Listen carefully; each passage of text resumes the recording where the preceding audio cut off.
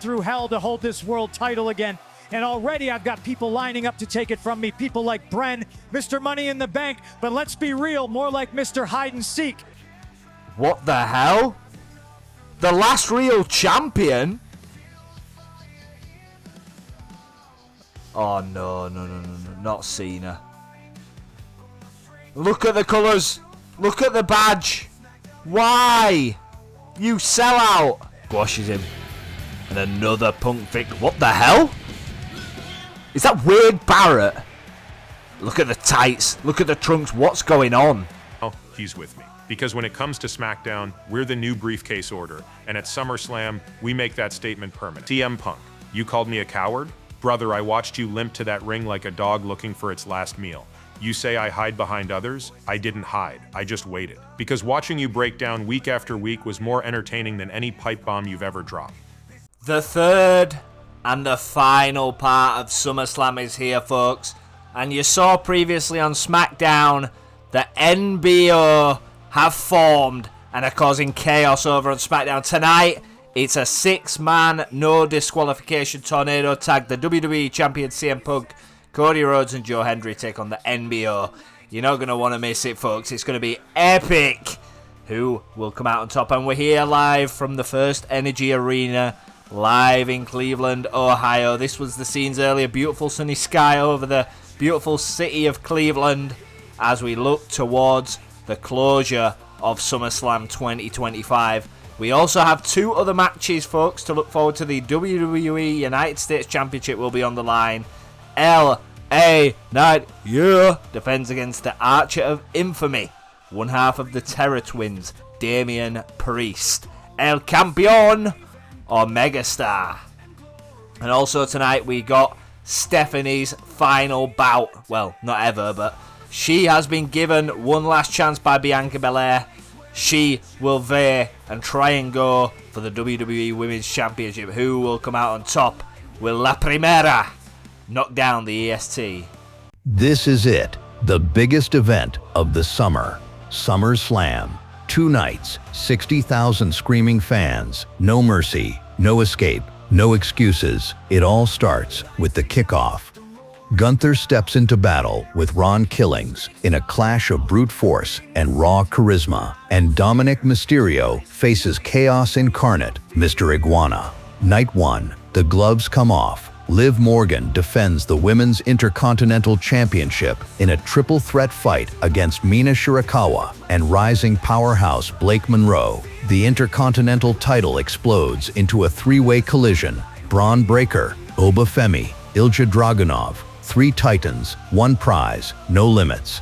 Julia takes her shot at the Eradicator, Rhea Ripley, in a women's world title match that promises pain, pride, and pure intensity. Then, we step inside Hell in a Cell. Edge defends the World Heavyweight Championship against Will Ospreay and Drew McIntyre. Careers will change, scars will last forever, and in the tribal battleground, Jacob Fatu, Seth Rollins, Roman Reigns. Only one man walks out as the true head of the table. Night 2, the final reckoning. Damian Priest challenges LA Knight for the United States Championship. One's walking out a star, the other, a memory. Roxanne Perez issues an open challenge for the women's US title. Who's stepping up? Who's breaking through? Stephanie Vaquer confronts the EST, Bianca Belair, in a clash of continents for the WWE Women's Championship. And in the final war, Cody Rhodes, CM Punk, Joe Hendry versus John Cena, Wade Barrett, Bren. The self-proclaimed gods of the NBO want to take over, but the champions won't go down without a fight. No rules, no rematches, no tomorrow. WWE 2K25, SummerSlam. The future is decided here. And folks, we're kicking things off in style. El Campeon, Damian Priest, will challenge the Megastar LA Knight, for the WWE United States Championship. One half of the Terror Twins, Damian Priest, has earned this opportunity by defeating the greatest luchador of all time, many say, El Grande Americano. You might notice my voice is a little bit lower. I'm not miserable, trust me. This is the part I'm most excited for, but of course I've commentated all 3 parts of SummerSlam today, so I'm just going to give my voice a little bit of a rest. I've been so hyped to do it, though. And we're just going to go ahead and watch SummerSlam and watch the events unfold as we have 3 more matches for you. Of course, the next episode I'm hoping will be WWE LFG. If you haven't checked out that series, make sure you do. It's a chance for you to get involved on the channel. It's a lot of fun. We do a lot of cool things there, and you'll love it. Damian looks to win his first championship gold in our WWE 2K Universe mode. Has only really started properly featuring recently. This man you guys seem to love. Of course, lost in a freakish non-title match to El Grande Americano, LA Knight. Came back, beat El Grande Americano for the WWE United States Championship, and ever since then, he's not looked back. And of course, the Megastar is, the clue's in the name, the Megastar.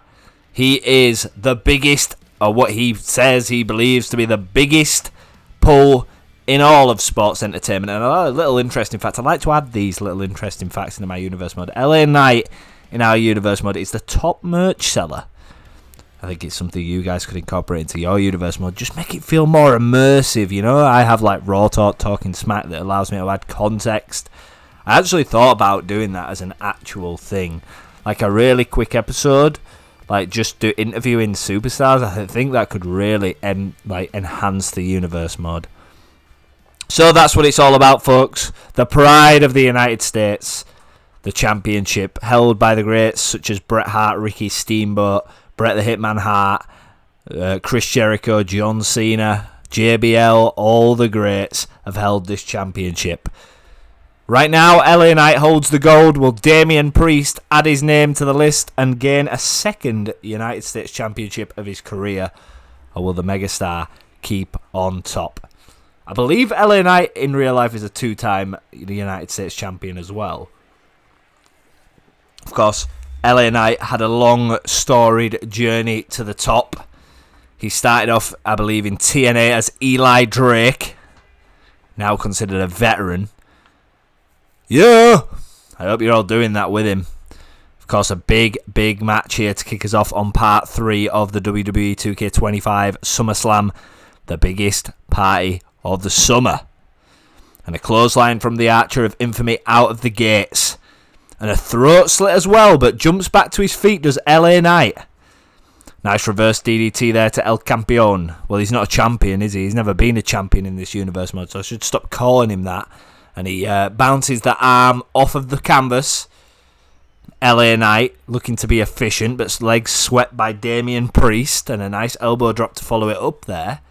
Of course, we saw the other half of the Terror Twins in Rhea freaking Ripley. She was she did defend the WWE Women's World Heavyweight Championship against Julia in a failed retain. We have a new WWE Women's World Heavyweight Champion over on Raw. Will Damian Priest do his part for the Terror Twins and win the United States Championship here against LA Knight? It's a good start from the Archer of Infamy. It looks like he's imposing his vigour and his power, and a nice move there, putting LA Knight on the mat.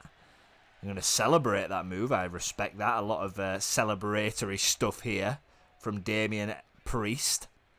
Irish whip into the ropes goes LA Knight. Of course, Tilt-A-World Slam. LA Knight is so unpredictable. For somebody his age and his veteran instinct, so athletic, so great. But the MMA background and the street fighting background of Damian Priest showing there as he chips away with kicks and forearms.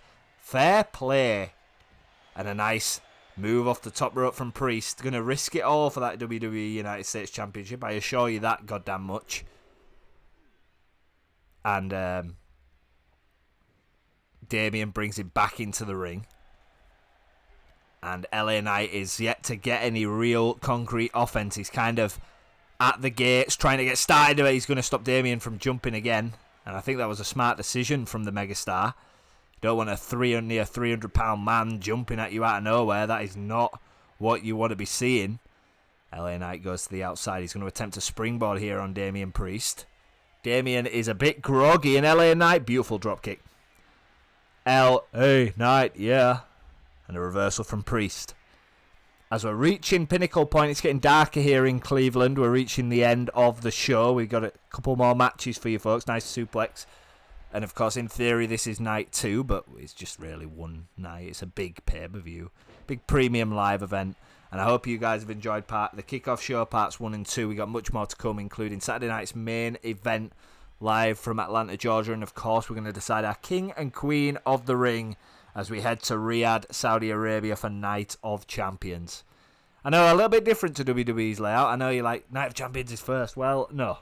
Because my king and queen of the ring is more traditional. I want the king and the queen of the ring to be the king of... It's not about title shots. It's just about being king and queen of the ring. It's an achievement.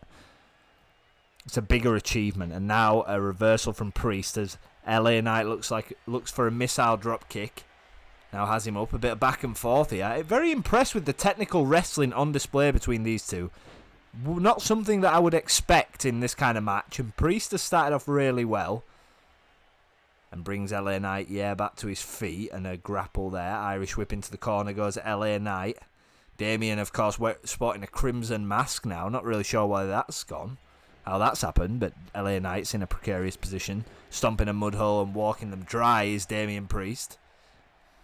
It's been a dominant performance from the Archer of Infamy, if I'm being honest. And now we're going to see him with that flapjack. Hook of the leg on LA Knight. And the Megastar kicks out. And Damian can't believe it. Maybe has to do a little bit more. And now Damian bringing LA Knight back to his feet. And we're going to see South of Heaven. LA Knight could be done here. It kicks out 2.5. And more like 2 3/4, to be honest, folks. That was... I nearly said that was as close as something that I shouldn't have said. Well, as a strand of hair, that's how close it was. That's what I was going to say. But obviously, not. Shh! I didn't say anything. Now reversal from LA Knight. And a kick to the face of Damian Priest. LA Knight really needs something big here. Needs something huge because it's been all Priest. And we're not religious over on this channel. And a nice move there from LA Knight. Could be about to see that elbow drop that he does. Well, we love this elbow drop. And the athleticism of LA Knight is on display. Going to go for a hook of the leg on Damian Priest. Could have him beat Jessica Carr, the referee, in charge. Kick out 2 from Damian. Still a bit to go in this match. I do fear that we're reaching the business end. As LA Knight looking to put away Damian Priest, who's causing him a lot of problems in the start of the first half of this match. BFT, well, I'm drinking my Pepsi Max. Hook of the leg. And that could be all that she wrote. And Damian Priest kicks out again. Wow. That was close. I thought LA Knight had retained there. Now he's going to bring Priest higher up. Going to need some real aerial time here, it looks like. And Damian Priest with the straps down. German suplex from the middle rope. Of course, Damian will have flew further. He came flying off the top rope. That's not exactly ideal for Priest. Now LA Knight celebrating his work and going to stalk Damian Priest here. What's he thinking? And LA Knight, I thought he was going for a BFT and a knee to the clothesline. Is he going to go for something else? He's going to go to the top rope. Of course, LA Knight loves a good elbow drop. Is he going to hit another? No, he's going to go for a splash. And Damian Priest pulling the straps down. There's no padding there. It's straight to the sternum. A knee drop from LA Knight. Looking to retain his WWE United States Championship. And that was like a Logan Paul-esque knockout there. Now a knee drop from Knight. L.A. Knight, yeah. You gotta get involved. I want you all saying these things once they happen. And maybe a striking game with a street fighter like Priest is not the most genius idea I've ever seen LA Knight. As he looks to control the narrative. Damian Priest is going to fight back here. And he's giving Damian an opportunity to fight this fight in a fight style that suits him. Not necessarily what I would be doing, Mr. Knight. Now Damian's going to miss, I believe. Yes, he is. And LA Knight, can he take advantage of that? Damian's going to take advantage. And a chop there. And they're going to trade fists. LA Knight looking to get out of this unscathed. And he does. Both men can't stand. And BFT. I know it's a BFG out of nowhere. Jessica Carr gets to the floor. 2. And still your WWE United States Champion. is the Megastar. You have to give credit to Damian Priest, though. That was an exciting match. I actually thought for moments there Damian was going to dethrone LA Knight. But LA Knight, of course, showing why he is United States Champion, showing his dominance. Congrats to LA Knight. Yeah. Now, folks, we are reaching the business end of SummerSlam. This is an interesting story. Not much heat in this rivalry, more competition. And I think in professional wrestling booking, it's always important to have a mix and not just sports like WWE. So La Primera had to overcome 2 challengers to get an opportunity at the WWE Women's Championship. Of course, she was meant to compete in 2024 in the Elimination Chamber, was taken out alongside Julia by a mystery person. And still to this day, we don't know who that is. Stephanie has earned her chance, but Bianca has said she doesn't want it to be a merry-go-round. It's a one chance, one opportunity as long as she's champion. She believes that the women of SmackDown all deserve an opportunity once they've earned it. Stephanie will go to the back of the line if she does fail to beat Bianca Belair tonight. And of course the EST, our only inaugural champion left. Bianca has held the WWE Women's Championship for 8 months. I want you to deep that. I always tell people Randy Orton's my longest rated champion. Now, he would have been if he was still WWE champion. Bianca Belair has held this WWE championship for 8 months, even on 2K25. Can La Primera dethrone the EST tonight? It's a goddamn big ask, I'm going to tell you that. Because Bianca has beat the likes of Io Sky, Rhea Ripley. She's been a champion throughout her career. Successful defenses against Io Sky. Successful defenses in the past against the likes of Charlotte Flair, Jade Cargill.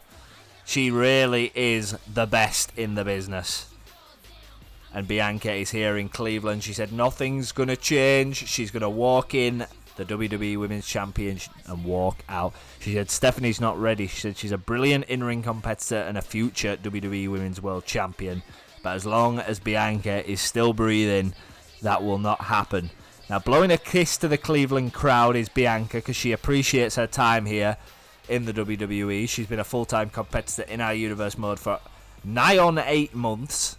And it's always good to see Bianca. I'm a big fan of Bianca, I'm not going to lie. I'm a bit of a quieter Bianca fan. I really appreciate her work and I'm really excited to see her against, well, if you know me, if you're in the Discord, my favourite woman on the roster and in professional wrestling potentially now, even with Blake Monroe going to NXT, Stephanie Vaquer. Of course, Stephanie wearing that battleground gear, the purple gear, and Bianca's donning the red gear. Now, it's going to be an interesting dynamic, this match. Of course, Stephanie will be wanting to win, but is she ready? That is the question on everyone's mind. Everyone tells everyone how good Stephanie Vaquer is, but all that matters is the result and the person walking out of Cleveland with that WWE Women's Championship. It doesn't matter if she thinks she's ready. It doesn't matter if she's telling herself she's ready. She has to prove it with actions, and this will be the toughest test of her entire career. And of course, in our Universe mode, a short-lived career, was in from the start, but did suffer an absence after being taken out with Julia at that fan event down in Perth. I wonder who the hell attacked them two in that black morph suit. But she said she'll attend to that matter later as Stephanie's going to come out the gates firing Bianca with a reversal. And a kick attempted from Bianca. La Primera going to fight to the death. Tooth and nail. Nice back body drop from Stephanie Vaquer. And she's saying she's the one. Tribute to the Usos. And of course our main event still to come. The future of SmackDown is on the line. Will Bren, Mr. Money in the Bank, will he and his faction reign victorious? And let's not forget Paige, or Saraya, whatever you want to call it, is still Miss Money in the Bank. She might have an eye on this match, of course. Wouldn't be able to cash in on this championship because in my Universe mode, brand splits matter. So her target can either be the WWE Women's World Heavyweight Championship, which we've seen change hands earlier, or the WWE Women's Intercontinental Championship. Only the Raw Women's titles because she's a Raw superstar. Alright, Triple H, if you're drafted to Raw, you should stay on Raw. No, sorry, I'm I'm joking. But as we go back to the match, roll-up pin here from Bianca, trying to put away La Primera, early kick out, and going to reverse into her own pinfall. A little bit of a contrast in styles here. Bianca, of course, a powerhouse, but has incredible athleticism. Stephanie Vaquer, incredibly technical, but also has a high-flying prowess. A nice German suplex there from Stephanie. I'm going to bring Bianca back to her feet. And now, this is maybe not a great idea from Stephanie because Bianca is so powerful. One of them punches could knock you into next Tuesday. And trading blows. Stephanie is fighting, but what cost? Is this worth it? Draining the energy and a super kick from Stephanie as she goes after Bianca. And now we're going to see it, folks. Spin around.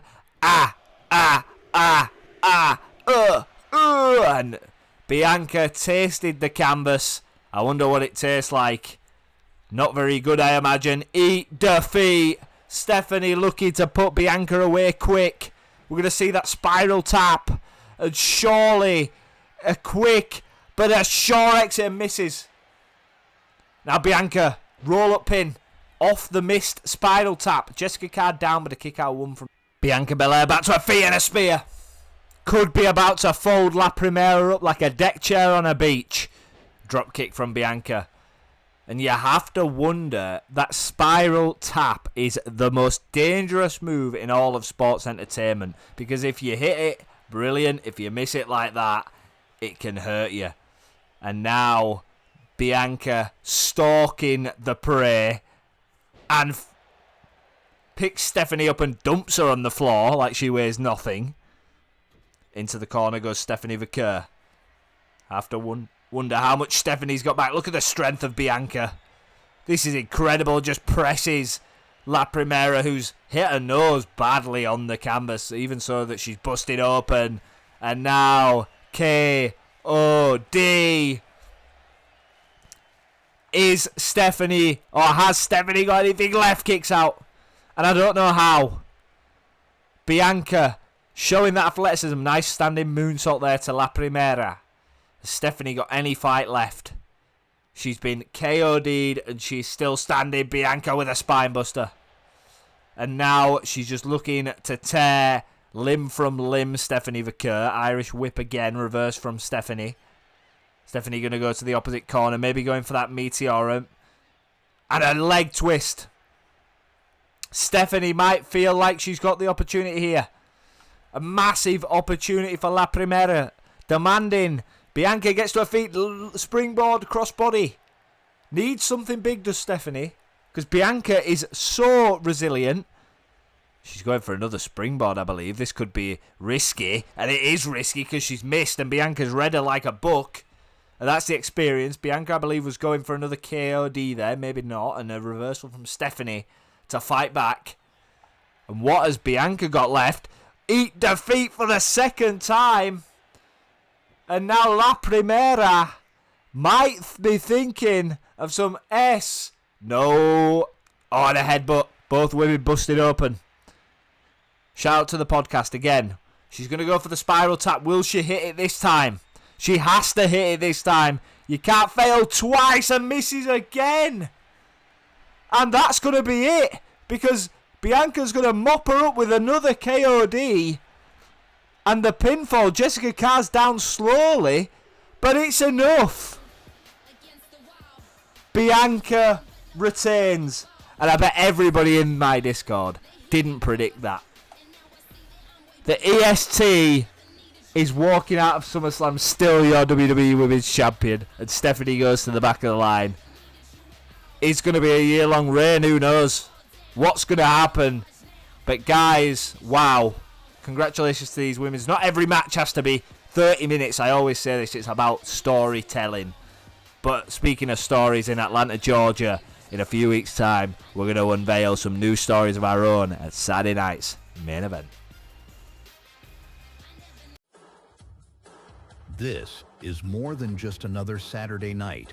This is the return of a legacy forged in the golden age of wrestling, reborn in the heart of the South, live from Atlanta, Georgia, the city that birthed legends, ignited rivalries, and stood at the crossroads of chaos and greatness. Where the Omni once echoed with the roars of the past, now a new battleground emerges. Tonight, the past collides with the present. The legends who paved the way and the warriors of this new era will clash under the bright lights of Saturday night's main event. Heroes will rise, villains will fall, and history will be written in blood, sweat, and pride. The main event isn't just a show, it's a statement, a proving ground, a reckoning. In the city that never forgets its roots, will you witness the birth of a new icon? This is Saturday night's main event, live, electrifying, unstoppable, and it all begins now.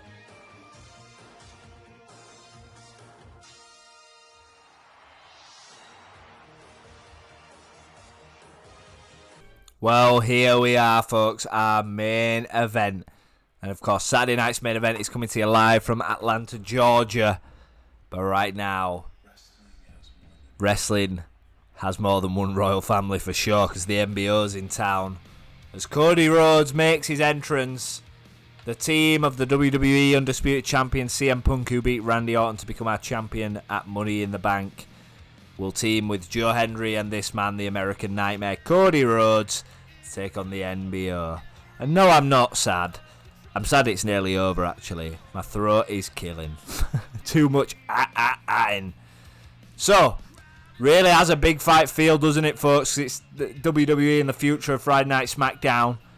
Cody Rhodes, Joe Hendry and CM Punk, the men, tasked with limiting the damage.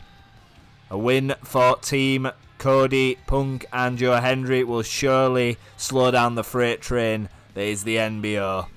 But I'll be honest, folks, I can't really see it going that way, can you? It's been week after week, insult after insult, the NBO coming out on top against SmackDown's top stars. It's now or never. Well, things are fair because it's 3-on-3 action.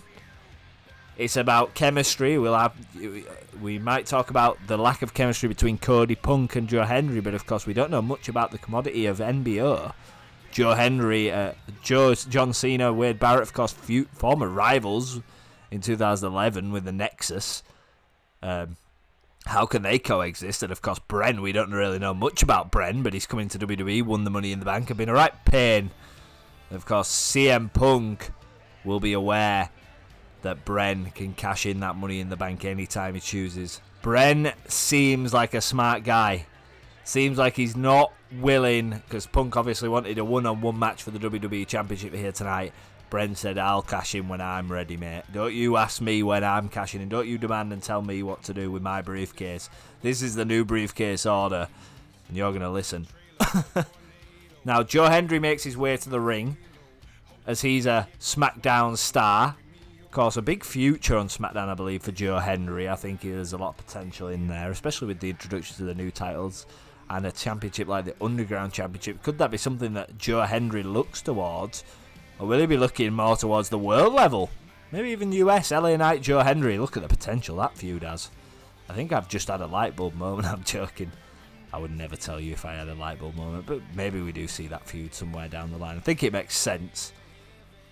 And here comes the WWE Undisputed Champion. Well, just WWE Champion for me, thank you. I don't want that undisputed stuff, because the World Heavyweight Championship in my universe mode is as important as this. There is no better championship. I'm going to try and book it. I know the stigma's attached from real life, but I'm going to really try to book it so that both championships are as sort of prestigious. It's going to be very difficult because of the damage that WWE's done, but we'll try our best. And Punk tribute to, I believe, tonight he's throwing tribute to Bret the Hitman Hart with his attire. Of course, how did Punk become our champion? Well, we were talking about Randy Orton earlier being the longest reigning with Bianca Belair. A 6-month championship reign for Randy Orton was ended at Money in the Bank by the Pepsi Man, by CM Punk. CM Punk may be considered by many to be the best in the world, but now there is a new world order, literally, and the target number one for Bren must be CM Punk. Because he can cash it in on the United States Championship, but I can't imagine that's that's part of the plan, can you? Can't imagine that's the direction that Bren's going to go in. I'll be honest, I'd even be disgusted at my booking if that were the direction. Punk here to quash the doubters. He said he can beat Bren any day, any time, any place. We'll see. Because tonight is that place. And the NBO are here. And Punk's going to have to deal with them. He will be prime target number 1. I can imagine that he is the main protagonist. Wait, is it protagonist or antagonist? He's the main target, basically. They're going to soften him up so that Bren can cash in at an appropriate moment. Could be tonight, could be next year. Who knows? One thing we do know is that 6 men are going to enter this ring and 3 men are going to stand tall at the end as we await the arrival.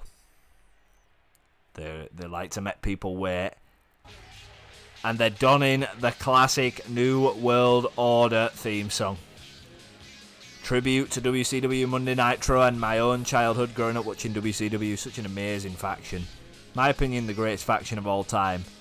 A little bit about a little bit why I'm inspired to do this is because of childhood nostalgia memories that are personal to me. But I'll try to make it as good as possible. And of course, as you can see, the structure, Bren, of course, in the middle, seems and appears to be the leader. Wade Barrett seems to be the enforcer, and Cena seems to be the charisma. And that is the way it looks. It might not be the way it is, but it's the way it seems. And of course, ever since joining SmackDown from Bren distracting Cody Rhodes before Money in the Bank, we've not really known much about this young man. All we do know is that he's come out of nowhere. Nick Aldis has lost his job on SmackDown. Sorry, I know I mentioned Nick Aldis before. There is a mysterious general manager. Nick Aldis unfortunately losing his job just a couple of weeks ago in favour of a new general manager. And that general manager appears to be aligned with this group. Or at least we suspect so. Now, the NBO have gone on record to say that this will be the ultimate destruction. The era of the briefcase begins tonight as Bren plays the guitar inside the ring and flexes. Wade Barrett and John Cena look to continue to dish out punishment to the stars of SmackDown.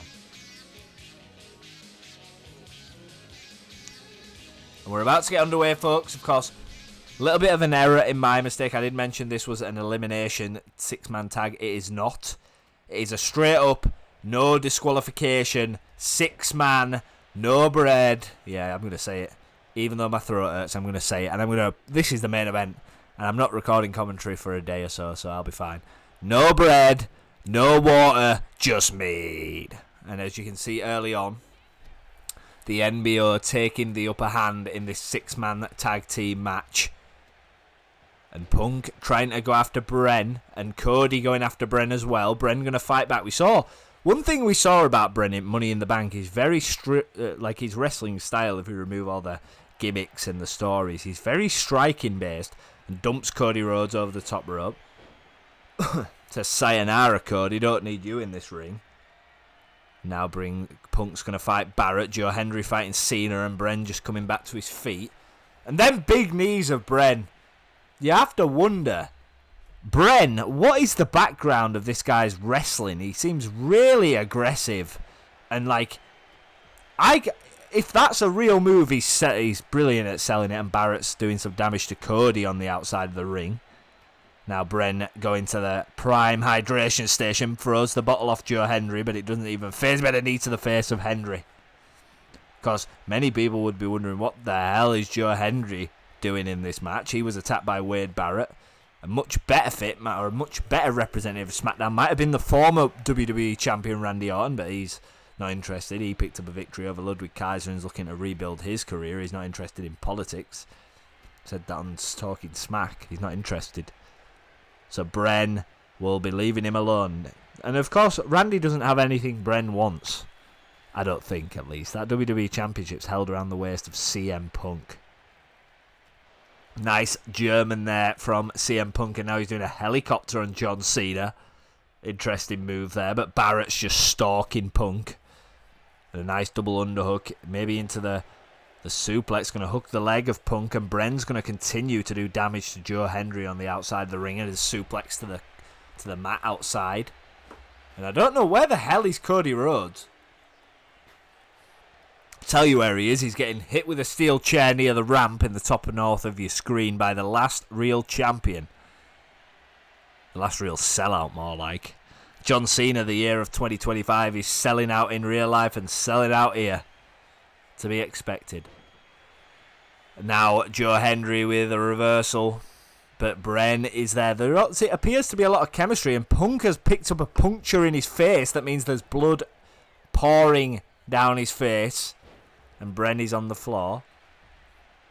And Cena is just beating the life out of Cody Rhodes. And now Bren's going to have some as well. And it seems the coordination of the NBO is second to none. You would think they've been together as long as the Usos. Nice knee from Bren to the WWE Champion CM Punk. And kendo sticks lighting him up. And Punk is defenseless now as Bren is whipping away with that kendo stick. But Punk reverses. Nice neck breaker from Punk. But Barrett's there to support Bren. And that will be a big factor. Punk going to fight back. Russian leg sweep from Punk. But Bren is there. Roll up pin from Bren. Looking to sneak one here on the WWE Champion. Kick out before one from Punk. And Cena beating the holy hell out of Joe Hendry. Cody Rhodes has barely had any offense, by the way. Cody Rhodes has just been bullied in this match. Now he's having a fight with Barrett on the outside. What the hell's Bren doing? And that's his finisher. And we're going to come up with a name. We all need to come up with a name for Bren's finisher. And throws a kendo stick at Cody trying to get in the ring. I forgot about that bit. It just stops Cody from coming in the ring. And a knee to the face of the WWE Champion. And now we're seeing that Shane O'Mac dance from Bren that we saw at Money in the Bank. Bren was actually surprisingly impressive in Money in the Bank, I can't lie. Barrett goes for a pinfall on the WWE Champion. Cody's finally arose from the dead, straight to a few strikes from Bren. Joe Hendry going to make his way in. And Bren going to kick him off the edge. And the Team WWE, as I'm going to call them, have just got nothing going for them so far. Cody, at the bottom right of your screen. Going to attempt the pedigree. Oh, what the hell? Pile driver on Barrett. But Cena and Bren are there. Bren accidentally trips up Cena. Don't think he meant to do that. Of course, understandable that in a congested ring like this, these mistakes do happen. Now Cody raging up. Might be looking for crossroads on Bren. And Joe Hendry with the steps. Hits Cena with the steps. And Cody going to work on Bren. Barrett getting back to his feet. Joe Hendry rolls in the ring. Now Cody with the enziguri. Barrett avoids it. Goes after Cody, and Joe Hendry is just watching, and faceplant there from Barrett trying to dismantle Cody Rhodes, and Joe Hendry is here as well, and Barrett with a clothesline. Now Wade Barrett looking to do damage, throws Joe Hendry out the ring, isolates Punk. It's a 3v1 in the ring if Cody can't get in, but it looks like he's going to suplex Cena to the outside. Oh my word, Cena sent to the outside. Now Punk's going to fight back. Bren's there as well. GTS on Bren. Good night, Bren. GTS. And Bren kicks out. And I don't know how. And he had to as well. And now full Nelson slam from Barrett on the outside. Bren going to fight back against Punk. And Punk with the Anaconda Vice. Bren could be in trouble. Someone needs to get in this ring and help Bren. Cena's here. He's going to break up it. I think he's going to break it up. Bren was about to tap out. Now Cena's going to fight Punk. A tale as old as time there as well. Cody Rhodes involved. Powerbomb, and now Barrett's in the ring. Barrett with a big axe handle to Cody Rhodes. And Barrett's loving it. Look at him dancing around the ring, celebrating his work. Joe Hendry comes in the ring straight to a bullhammer. Good night. Cena can't get to his feet. Barrett's just knocked Joe Hendry out. And the NBO win. I'm actually really worried for the fate of SmackDown following this, you know. The NBO victorious. But at what cost? Congratulations to the NBO. You can hear the in my voice. But congrats. And that's what the future... What is Jessica Carr doing? That's what the future of SmackDown looks like, folks. And future is... Wait, what? Oh my God. Bren stayed in the ring. What the hell is Sting doing here? Oh my goodness, folks. Is this the mysterious SmackDown General Manager? We saw a tease. Sting is coming to the ring with Bren. And of course the cryptic tweets, if you're in the Discord, mean something. And it looks like the icon Sting, and the crowd are chanting, "You suck." Looks like Sting is the brains behind the faction. And it would make sense too. Former member of WCW, former enemy of the NWO. Here at SummerSlam, Sting is here. Now you can only sit here and wonder as we close out the show. Sting is not going to talk. What is the future of the WWE?